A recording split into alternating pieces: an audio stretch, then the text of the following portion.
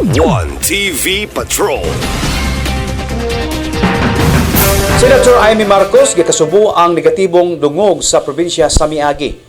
Nasubo kayo si Senator Amy Marcos sa negatibong dungog sa Misamis Occidental sa mga nangaging katuigan nga matud pa responsable sa mga krimen sa mga rehiyon sa nasud. Matud pa niya nga tinuod adunay mga individual gikan sa probinsya nga mihimo og mga dautan sa mga syudad apan pipila lang kini sila og mayorya paghapon ang mga misamisnon nga law-abiding citizen o adunay kahadlok sa Ginoo.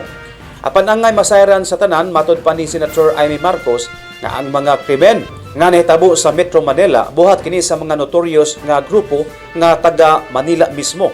Alang kaniya sa dakong kalambuan nga nahitabo sa Misamis Occidental ilalom sa liderato sa Asenso Administration, wala nay luna ang mga negatibong dungog sa probinsya. Sama sa ubang probinsya o syudad, aduna gayoy mga individual o grupo nga nahigugma sa pagbuhat og illegal. Apan gumikan sa kaaktibo sa mga local official sa pagsanta niini, nagmalampuson ang kampanya batog sa kriminalidad og illegal nga droga og mao kini ang nahitabo karon sa Misamis Occidental. Dugang pa ni Senator Amy Marcos. Yes, unang-una talaga naman kinahanglan ay balik na rin natin itong reputasyon pag sinami o sa amis misok. Ang nababalitaan sa Manila, gulo, drop, sindikato, murder.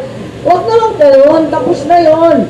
Now, Miss Oak is open for business. Tigilan na ang masasamang balita. I think we need a very active promotions and marketing campaign in order to sell our province. Napakaganda ng Miss Oak. Kaya lang, ang tanging balita sa Maynila, puro kaguluhan.